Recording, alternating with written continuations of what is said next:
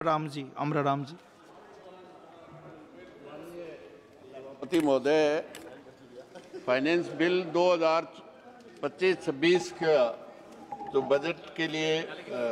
रखा है, निश्चित रूप से वही जो पिछले 10 बजट 11 बजट रखे गए हैं भारतीय जनता पार्टी की सरकार के द्वारा, जिसका निश्चित रूप से जो फॉल आउट है वो इस देश के अमीरों को और अमीर करने का काम किया है और आम जनता को, गरीब जनता को लूटने का, महंगाई से, टैक्स से, इनडायरेक्ट टैक्स से बढ़ाए गए हैं। चाहे वो जीएसटी है, चाहे पेट्रोल डीजल पे टैक्स केंद्र सरकार का बढ़ा करके 65 लाख करोड़ रुपया इस 10 साल के अंदर लेने का काम किया है। निश्चित रूप से बड़े बड़े लोगों पे, चाहे वो कॉर्पोरेट टैक्स था, उसको 10% घटा करके आम लोगों की टैक्स बढ़ाने का काम किया है और कॉर्पोरेट पे टैक्स घटाने का काम किया है। तो निश्चित रूप से ये जो किसानों के साथ, आम जनता के साथ जो वायदा भारतीय जनता पार्टी ने किया था, चाहे किसान की आमदनी 2022 में दुगनी कर देंगे, मैं समझता हूँ दुगनी आमदनी तो नहीं हुई, लेकिन लागत कई गुना हो गई, चाहे वो खाद की हो, चाहे वो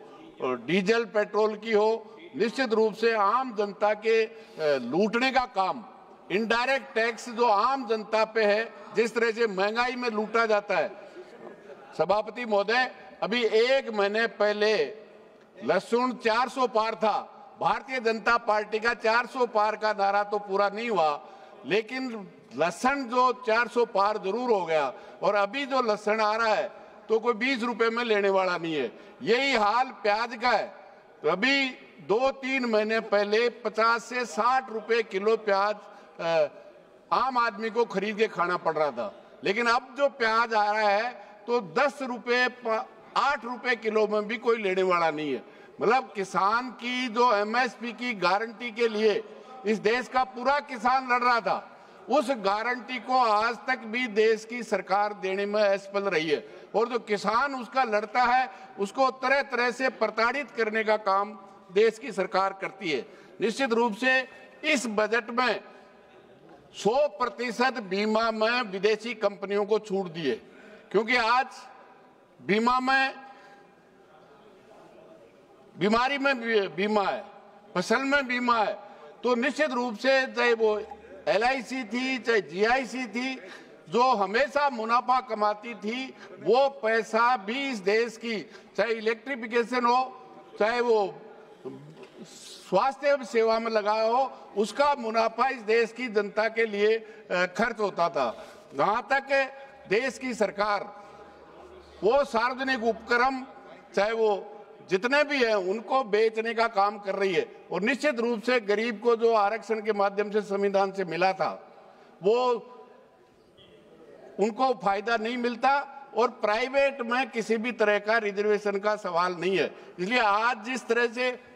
लोगों के लाखों पद केंद्र सरकार के विभागों में और अंडरटेकिंग में लाखों पद आज की तारीख में खाली है, लेकिन सरकार उनको भरने की बजाय उन सार्वजनिक उपक्रमों को बेचने का काम कर रही है। सभापति महोदय, सरकार के इस बजट में लगातार मनरेगा जिसका बजट घटाया गया, किसानों और ग्रामीण विकास का बजट घटाया गया। आप अंदाजा कीजिए 2008-9 में जब पूरे देश में ये योजना लागू की गई थी, मैं मेरा अनुभव से कह सकता हूं कि एक एक पंचायत समिति में 15-15 हजार मजदूर काम करते थे और मनरेगा में वही गांव का लोग आता है जो सबसे गरीब है, उसमें कोई बीपीएल एपीएल नहीं है। लेकिन आज बजट घटाने का नतीजा ये हुआ है सभापति महोदय, जब 15,000 10,000 लोग आते थे एक एक पंचायत समिति में, आज वहां 2,000 और 2,500 हो गए। और मटेरियल के पैसे की तो हालत यह है कि वो 3-3 साल का बकाया है, क्योंकि 90% रोजगार मनरेगा में वही देते थे। सभापति महोदय, मैं जल्दी 2 मिनट में करता हूं। निश्चित रूप से अभी सरकार बता दे 16 लाख करोड़ रुपया बड़ी बड़ी कंपनियां जो 1,000 करोड़ से ज्यादा एनपीए था उनको राइट ऑफ करने का काम किया है। पिछले ही हफ्ते मेरे ही प्रश्न के उत्तर में सरकार ने उत्तर दिया है, मंत्री जी दे दे, अभी माननीय सदस्य सत्ता पक्ष से बोल रहा था कि राइट ऑफ का मतलब समाप्त नहीं हुआ है, तो मंत्री जी बता दें कि 16 लाख करोड़ में से कितना उन्होंने वसूल किया है। और ये देश की सरकार, जो विरोधी दल है भारतीय जनता पार्टी के, चाहे वो केरल हो, चाहे वो तमिलनाडु हो,